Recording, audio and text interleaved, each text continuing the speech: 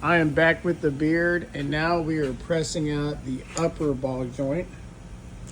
We'll see how this action works. Pop goes the weasel. Smooth as pie.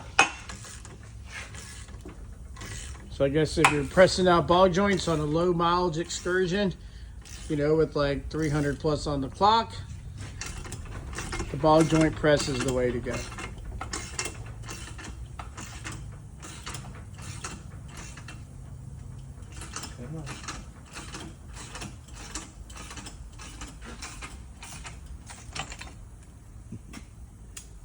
There we go, loosey goosey.